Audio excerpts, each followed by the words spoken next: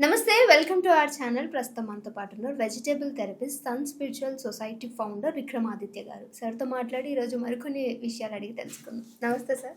సూర్యోస్మేమ vegetables తీసుకోవాలి, చాలా మంచిది అని చెప్పారు. అది వండడానికి కావాల్సింది మెయిన్గా ఆయిల్. సో ఈ ఆయిల్స్ ఏదైనా సరే ఇవి వాడొచ్చు అంటారు. ఈ మధ్యకాలంలో వింటుంది ఏంటంటే అసలు ఆయిల్స్ అనేవి చాలా కల్తీ అయిపోయాయి అని చెప్పేసి అంటున్నారు. ఏ ఆయిల్ వాడాలి, నిజంగా అసలు ఆయిల్స్ గురించి క్లారిటీ ఇవ్వగలరా? అదేనమ్మా, ఇప్పుడు డిమాండ్ పెరిగింది మార్కెట్లో. విపరీతమైనటువంటి డిమాండ్ వచ్చింది. నేను 45+ నియర్ బై 50. ఓకే, నా చిన్నప్పుడు సంవత్సరానికి ఒకసారి సమ్మర్లో నువ్వులు వస్తాయి. కొంచెం లెక్క బస్తాల లెక్క మాట్లాడి వాటిని అన్నిటిని శుభ్రంగా ఆరబెట్టి, తర్వాత నానబెట్టి, కడిగి తొక్క తీసి ప్రాసెస్ మళ్ళీ ఆరబెట్టి మిల్లుకు పట్టుకెళ్ళి దాన్ని ఆడించి తెచ్చుకొని డబ్బాల్లో పెట్టి పైన మిద్ది మీద పెడతారు. సమ్మర్ వస్తే ఇవన్నీ ఈ ప్రాసెసే. ఇప్పుడు ఆ ప్రాసెస్ ఎక్కడ లేదు సమ్మర్లో. కందిపప్పు, మినపప్పు, పెసరపప్పు, పప్పులు అన్నీ, అంటే ఏదైతే మనకి సంవత్సరానికి మొత్తానికి అవసరం అవన్నీ కూడా స్టోర్ చేసేవారు. ఇప్పుడు అది లేదు. రెండే రకాల ప్రాసెస్ మనకు జరిగేది. ఒకటి వేరుశనగ, రెండు నువ్వులు. కానీ ఇప్పుడు చాలా రకాలు, అంటే ప్రాంతాలను బట్టి అవి మారుతుంటాయి.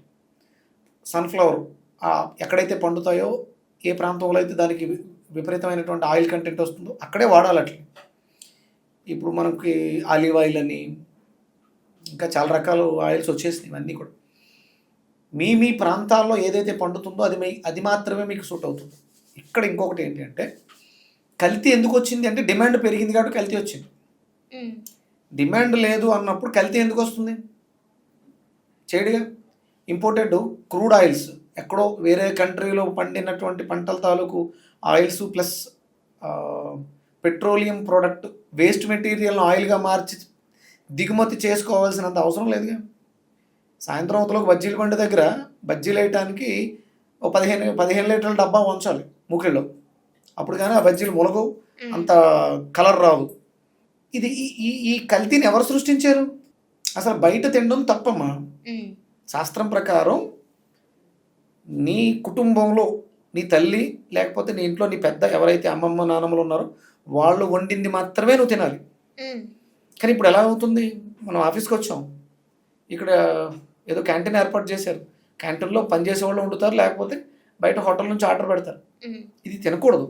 అంటే పూర్వం ఇలా ఒకళ్ళ మీద ఆధారపడి బ్రతకటం అనేది లేదు. ఇండివిజువాలిటీ ఉండేది, పని ఉండేది, పని వాళ్ళు కూడా ఉండేవారు. ఎక్కడ అంటే పెద్దవాళ్ళ ఇళ్లలో పనివాళ్ళ కింద ఒక 100 ఎకరాలు ఆసామి ఉన్నాడు, ఆయన దగ్గర పనివాళ్ళు ఉండేవారు. వాళ్ళు ఎవరికి వాళ్ళు ఇంట్లో వండేసుకుని క్యారేజీలు పట్టుకెళ్ళేవారు. ఒకవేళ ఏదో పండుగ ఫెస్టివల్ వచ్చినప్పుడు ఈయన ఒక మనిషిని పెట్టించి వండేవారు. అక్కడ శాస్త్రబద్ధంగా సశాస్త్రీయంగా, అంటే ఎలాంటి వ్యసనాలు వేరే భావోద్వేగాలు లేని వ్యక్తి చేసినటువంటి వంట తినేవారు. అప్పుడు బాగుండేది. ఆ కల్తీ అనే మాట వచ్చేదే కాదు.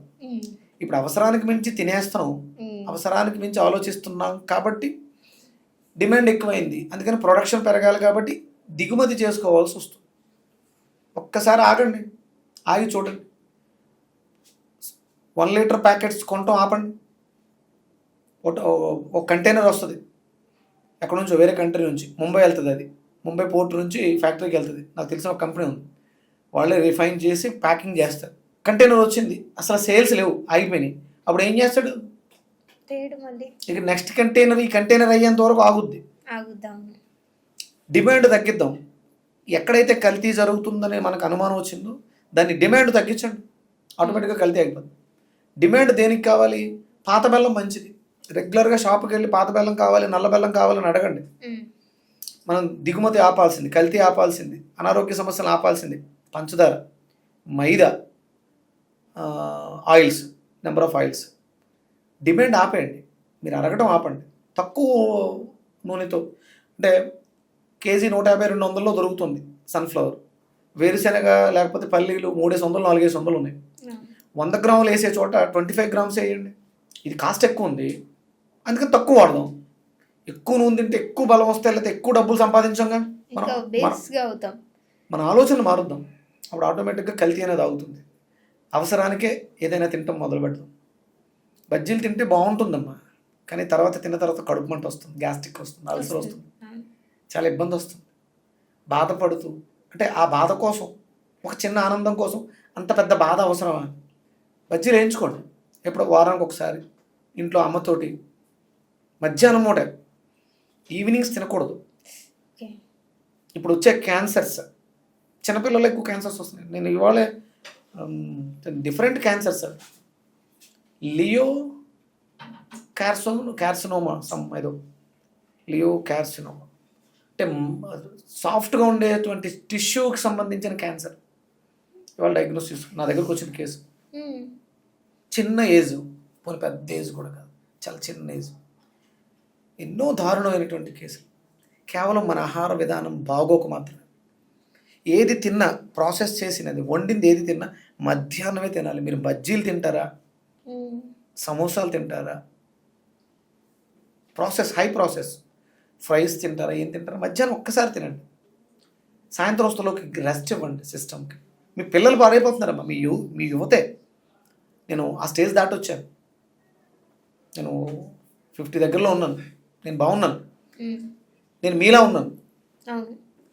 నా వయసు పెరిగిందని చెప్పుకోవాలి తప్ప మానసికంగా కానీ ఫిజికల్గా కానీ ఫిట్నెస్లో కానీ నేను మీకులా ఉన్నాను. కానీ మీరు వీక్ అయిపోతున్నారు. ఆ ఆహారపు అలవాట్లు మాత్రం. ఎందుకంటే నేను పెరిగిన ఆ సమయంలో ఇన్ని రకాల ఫుడ్స్ లేవు. నేను కూడా ఇబ్బంది పడ్డాను. నేను కూడా బజ్జీలు తిన్నాను. ఆ సమస్య ఏంటో నాకు తెలుసు. అందుకని చెప్తున్నాను, డిమాండ్ ఆపండి, కల్తీ అవుతుంది. వేరుశనగ నూనె, నువ్వుల నూనె మంచివి, తక్కువ వాడండి, అవి కూడా మంచివని ఎక్కువ తీసుకుంటే అది ఏదైనా ప్రమాదం. మనకు అంత పని లేదు, ఇదివరకు ఉన్నటువంటి పని లేదు. నాకు ఇదివరకు సైకిల్ ఉండేది చిన్నప్పుడు. మేము స్కూల్కి వెళ్ళాలన్నా ఎక్కడికి వెళ్ళాలన్నా కంపల్సరీ సైకిల్ తొక్కాలి. మా అనపర్తి నుంచి కాకినాడ వెళ్ళాలి, సైకిల్ వేసుకు వెళ్ళిపోయేవాడు. 40 కిలోమీటర్లు తొక్కుకుంటూ వెళ్ళాలి. మా అమ్మమ్మ వాళ్ళ ఇంటికి వెళ్ళాలి, సైకిల్ తొక్కుంటూ వెళ్ళాలి. వెనకాల ఎవరో ఫ్రెండో, ఇంకొకళ్ళు, లేకపోతే సిస్టరో కజినో ఎవరో ఒకళ్ళు ఎదర ఫ్రంట్ సైడ్ ఒకళ్ళు కూర్చుంటే వెనకాల ఒకళ్ళు కూర్చుంటారు. అంటే ఇద్దరిని ఎక్కించుకుని తొక్కే కెపాసిటీ, ఆ తిక్కల స్ట్రాంగ్నెస్ ఉంటాయి. ఇప్పుడు ఉంది, కాకపోతే సైకిల్ లేదు. కేబీఆర్ పార్క్లో ఒక 6 కిలోమీటర్స్ మార్నింగ్, 6 కిలోమీటర్స్ ఈవినింగ్ నడుస్తాం. ఆ వర్కౌట్స్ లేనప్పుడు మనం తీసుకునే ఆహారాన్ని తగ్గించాలన్నమాట. అందుకనే తినడం కోసం బ్రతకొద్దు. అందరూ ఇప్పుడు సాయంత్రం వెళ్ళి మనం రోడ్డు మీద చూస్తే బళ్ళ చుట్టూ జనం. పోనీ ఆ అమ్మేవాడు కూడా బాగుంటాడంటే వాడు బాగుంటాడు. వాళ్ళు బాగాలేదు, ఎందుకంటే వాళ్ళు చెడును అమ్ముతున్నారు. వాళ్ళకి తెలియదు ఇది చెడు అని. మీరు తినడానికి కారణం నేను, మీరు చెడిపోతున్నారు. మిమ్మల్ని చెడగొట్టడం వల్ల నేను చెడిపోతాను. అందుకనే మనకు ఒక నానుడు ఉంటుంది, చెడపకూర చెడేవు, నువ్వు తీసుకున్న గోతులో నువ్వే పడతావు. ఇవన్నీ అందుకే చెప్పారు. అసలు బయట తినడం అనేది నిషిద్ధం భారతీయ సాంప్రదాయంలో, ఆచార సాంప్రదాయాల్లో. సరే పెరిగినాయి ఒక బాగా, అంటే పూర్వం కూడా బయట తినేవారు. ఎప్పుడంటే డొక్కా సీతమ్మ గారు లాంటి వాళ్ళు మనుషులను పెట్టి ఎవరైనా ఆకలితో వస్తే, అతిథులు వస్తారు అంటే వచ్చేవాడిని అతిథి అంటారు, కస్టమర్ కాదు. వచ్చేవాడిని దేవుడిగా భావించేవారు. అప్పుడు దేవుడికి ఏం పెడతాం? మంచి అన్నం పెడతాం, ఆరోగ్యకరమైనది పెడతాం. అందుకని పెట్టిన వాళ్ళు బాగుంటారు, తిన్నవాళ్ళు బాగుంటారు. అందుకని తిన్న తర్వాత ఏమంటారు? అన్నదాత సుఖీభవ, నువ్వు బాగుండాలని ఆశీర్వదిస్తాం. ఇప్పుడు పెట్టే ఫుడ్ కేవలం నేను బ్రతకడం కోసం, నీ బలహీనతని నేను క్యాష్ చేసుకుంటున్నాను, నేను డబ్బులు సంపాదిస్తున్నాను, తీసుకెళ్ళి ఎక్కడ పెడుతున్నాను? మళ్ళీ హాస్పిటల్స్. ఈ బళ్ళ దగ్గర పాపం వాళ్ళు నిలబడి ఉంటారు, వాళ్ళని తప్పనట్లేదు. వాళ్ళు నిలబడి వాళ్ళకి వెరికోస్ వెయిన్స్ వస్తాయి, మోకాళ్ళ నొప్పులు వస్తాయి. ఎక్కువసేపు నిలబడి ఉండడం కూడా ప్రమాదం, వాళ్ళకి ప్రమాదమే. మనం ఎక్కువ వెళ్తున్నాం కాబట్టి చూడండి, యూసఫ్ కూడా బస్తీ ఆ ఏరియాలో మీకు తెల్లవారుజాము 2 గంటలు 3 గంటల వరకు కూడా టిఫిన్ దొరుకుతుంది. వాళ్ళు తెల్లవారులు నిలబడి ఉంటారు, 11 గంటలకు 10 గంటలకు మొదలు పెడతారు. మీకు ఎగ్ ఆమ్లెట్స్ అని ఇవన్నీ వేస్తూనే ఉంటారు. వాళ్ళ టైంని, వాళ్ళ జీవన విధానాన్ని మన కోసం మార్చి, డబ్బు కోసం, మన కోసం అని కాదు, మనల్ని అడ్డు పెట్టుకుని వాళ్ళ జీవన విధానాన్ని మార్చుకుని నిద్రపోవాల్సిన సమయంలో మెలకుగా ఉండి ఆహారాన్ని పెడుతూ వాళ్ళు పాడవుతూ మనల్ని పాడు చేస్తారు. దొరకలేదు తింటాం మానేస్తావు, దొరుకుతుంది తింటున్నావు, తిని నువ్వు పాడవుతున్నావు, కొని వాళ్ళని పాడు చేస్తున్నావు. అంటే సరే, ఇలా అతిగా తినడం, ఏది పడితే అది తినడం వల్లనే ఒబేసిటీ ఎక్కువ రావడానికి కారణం అంటారు? 100%. ఒబిసిటీ అనేది కాదండి, ఒబిసిటీ రాకపోవచ్చు. ఒబిసిటీ అనేది ఇంకా ఎండ్. ఇక నువ్వు చాలా ఎదవ పనులు చేసేసావు, ఇక నా వల్ల కాదు అని శరీరం తనలో ఉన్నటువంటి మార్పులు చూపించేసింది, అది ఫైనల్. ఈ లోపల చాలా మార్పులు వస్తాయి. ఆ మార్పులు గమనించే స్థితిలో నువ్వు లేవు, ఎందుకంటే నాలిక మీద ఉన్నటువంటి రుచి మొక్కలు చెడిపోయినాయి, నీకు తెలియట్లే. వాడు ఏదో టేస్టింగ్ సాల్ట్ వాడతాడు, అజనమోటో. అజనమోటో. అవును. దానివల్ల నీ బ్రెయిన్ మొద్దుబారిపోయింది, నువ్వు గమనించుకునే స్థితిలో నువ్వు లేవు. నీకు అజినమోటో వల్ల బ్రెయిన్ మొద్దుబారిపోతుందా సార్? ఆ టేస్ట్ లేకపోతే నువ్వు, అందుకనే నీకు బయట టేస్ట్ బాగుంటుంది, ఇంట్లో టేస్ట్ బాగాలేదు.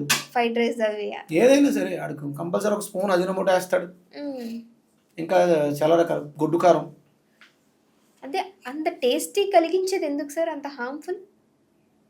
అదే, అది టేస్ట్ కలిగించడం కాదు, నిన్ను భ్రమలోకి తీసుకెళ్తుంది. అది ప్రమాదమే, అది ఇప్పటికైనా ప్రమాదమే.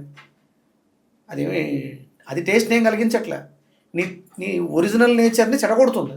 అది బాగుంది అనుకుంటున్నాం, కానీ బాగున్నది ఏంటంటే ఇంట్లో అమ్మమ్మ వండింది, అక్క వండింది, ఇవి వండినవి బాగున్నాయి. ఇది ఎప్పుడైతే వచ్చిందో ఆ మంచి అనేది నీ నోట్లో చెడిపోయింది. అందుకని ఇది బాగుంది అటు వేస్తాడు, దానికి అలవాటు పడతావు. పోనీ వాడు అది వేయకుండా వండితే అది బాగుంటుందా? బాగుండదు, తినలేవు. ఎంత చండాలంగా ఉండేవేటి అంటాం. నిన్న బాగుంది అంటే నిన్న అజినమోటో వేసి ఉంటాడు, ఎక్కువ వేసి ఉంటాడు. నిన్న బాగుంది, చాలా బాగా చేసావు భయ్యా అంటే ఇంకొక స్పూన్ ఎక్కువ వేస్తే ఇంకా బాగుంటుంది. దాని తర్వాత క్యాన్సర్స్ వస్తాయి. ఇవన్నీ అంటే మనల్ని మనం పాడు చేసుకుంటూ, సమాజాన్ని, వ్యవస్థని పాడు చేస్తూ బతికేస్తున్నాం అంతే. ఈ బ్రతుకు కూడా భారంగా ఉంది, ఎప్పుడు సడన్గా చిలక ఎగిరిపోద్దో తెలియదు. కానీ ఇది వద్దు. ఆరోగ్యకరమైనటువంటి ఆహారాన్ని, ఆరోగ్యకరమైనటువంటి సమాజాన్ని చూడాలనుకున్నప్పుడు మార్పు ఎవరో వస్తారు, ఏదో మారుస్తారు కాదు, ఎవ్వరు. నిన్ను ఉద్ధరించుకోవడానికి నువ్వే నీలో ఉన్నావు. నిద్రలే, నువ్వు నీ చుట్టుపక్కల ఉన్నటువంటి పరిసరాలు గమనించు. ఇంతకు ముందు ఏం తిని బ్రతికారని నీ అమ్మమ్మల్ని, తాతయ్యలను అడుగు. వాళ్ళు ఎలా బ్రతికారో తెలుసుకో, దాన్ని బయటికి తీ. అంటే అప్పట్లో వాళ్ళు కూడా ఏదైనా కర్రీ చేసుకోవాలన్నా కొంచెం ఆయిల్ మొత్తం అని కలిపి పెట్టేవారని విన్నాను సార్. సో ఇప్పుడు ఆ ప్రాసెస్ మంచిది, మంచిది. మొత్తం ఉడకబెట్టి తినడం అంతే, తేలికగా జీర్ణం అవ్వాలమ్మా. ప్రాసెస్ పెద్ద ఇప్పుడు వంటగదిలోకి వెళ్ళామంటే 2-3 గంటలు అక్కడే ఉండిపోతుంది. పూర్వం సంకలో బిడ్డను ఎత్తుకుని వంట చేసేది తల్లి. ఒక బిడ్డ సంకలో ఉండదు, ఒక బిడ్డ ఉయ్యాల్లో ఉండదు, ఒక బిడ్డ పొట్టలో ఉండేది. ఇంత పని ఒక్కరితో చేసేది. ఒడ్డులు దంచుకోవటం, పిండి సిరటం, గుమ్మాలు దుడుచుకోవటం, అంటులు తోముకోవడం అన్నీ వాళ్ళే చేసేవారు. ఇంత ఓపిక, ఇంత ఎనర్జీ, ఇంత పేషెన్సీ, ఇంత నాలెడ్జ్ ఎక్కడుంది అప్పుడు? ఎక్కడి నుంచి వచ్చింది? ఆహారం. ఇప్పుడు మన ఆహారం బాగాలేదు కాబట్టి మనం డిపెండెంట్స్. నువ్వు లా ఆఫ్ అట్రాక్షన్, ఆకర్షణ సిద్ధాంతం, ధనం సంపాదించాలంటే నువ్వు ఒక కోచ్ దగ్గరికి వెళ్ళే స్థితిలో ఉన్నావు. ఏంటి తేడా నాకు నీకు? తినే ఆహారమే నా లైఫ్ స్టైల్. నేను తిన్నది బాగుంది కాబట్టి నాలెడ్జ్ ఉంది, నువ్వు తిన్నది బాగాలేదు కాబట్టి నేను చెప్పింది వింటున్నావు. నేను బాగున్నాను, నేను పవర్ఫుల్గా ఉన్నాను కాబట్టి నేను రూల్ చేస్తున్నాను. బానిస బతుకుల కోసం యుద్ధం చేశాం మనం, ఈ బానిసత్వం మాకు వద్దు అని. కానీ అంటే అప్పుడు పరదేశీయుడి దగ్గర బానిసగా బతికావు, ఇప్పుడు మన దేశీయుడి దగ్గరే బానిసగా. నీ అన్న దగ్గర, నీ తమ్ముడి దగ్గర, నీ బావమరిది దగ్గర, నీ బావ దగ్గర, నీ ఫ్రెండ్ దగ్గర, అంతకన్నా దారుణంగా వాడు ఇంకా నిన్ను పని చేయించుకోవాలి, నీ ద్వారా నేను డబ్బులు సంపాదించాలి అనేది ఒక్కటే. ఇప్పుడు ఇక్కడ నేను పని చేయించుకోవాలి, నిన్ను నాశనం చేయాలి, నీ పతనం మీద నేను బిల్డింగ్లు కట్టుకోవాలి. ఇది కేవలం మనం తినే ఆహారం వల్ల వస్తుంది. అందుకని డిమాండ్ తగ్గిద్దాం, కల్తీలు అవుతాయి. ఇంకొకటి బాధ్యత ఏంటంటే గోమాతను పెంచుకోవాల్సినటువంటి బాధ్యత. నువ్వు మళ్ళీ కల్తీ లేని ఆహారం దొరకాలి అంటే ఏదైనా సరే, కాయగూరలు కావచ్చు, ధాన్యం కావచ్చు, ఏదైనా సరే కల్తీ లేని ఆహారం కావాలంటే గోమాత పెరిగి తీరాలి. గో సంతతి పెరిగితే తప్ప మనం సస్యశ్యామలం కావు. ఆ రోజులు దగ్గర పడుతున్నాయి, అందరికీ భయం వచ్చింది, అందులో జనాల్లో మార్పు వచ్చింది. బాగా వింటున్నారు, తెలుసుకుంటున్నారు, ఆచరించాలని వేడుకుందాం. Okay sir, thank you so much sir. Suresh.